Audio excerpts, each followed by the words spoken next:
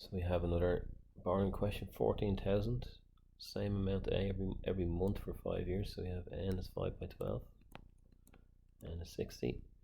A quarter of a percent is 0.01 divided by 4. If you're not sure, type it into a calculator to get 0.0025.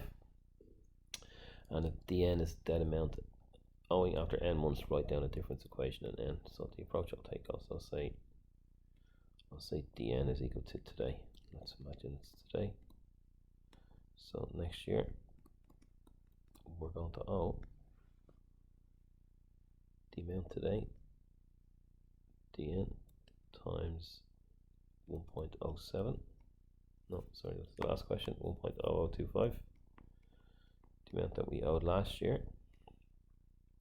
So we call this dn plus 1. This is the next year.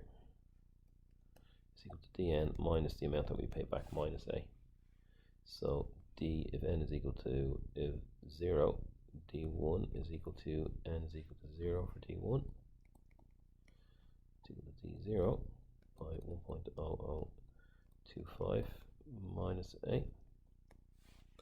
N is equal to 1. d2 will be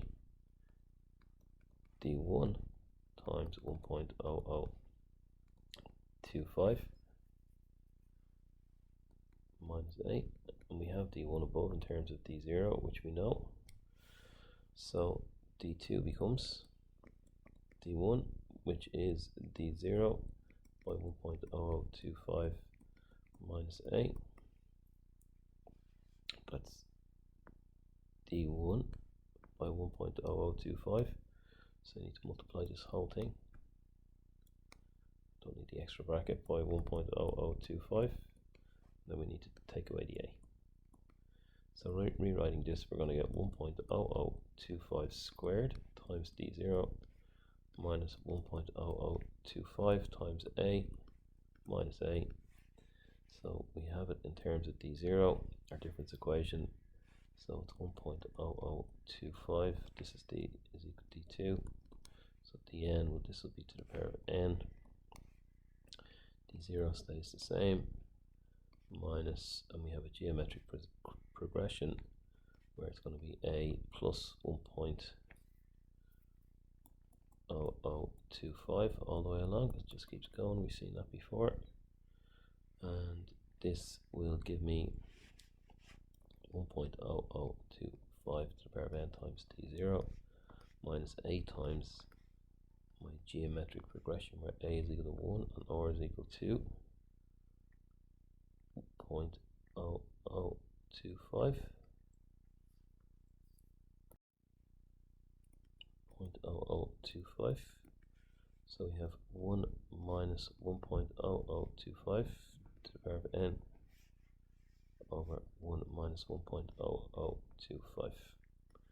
We're asked to find a, so when it's all paid back, 14,000 is my d0 and we 60 payments, so 1.0025 to the power of 60 by 14,000.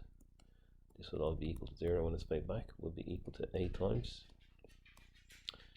this expression when n is 60.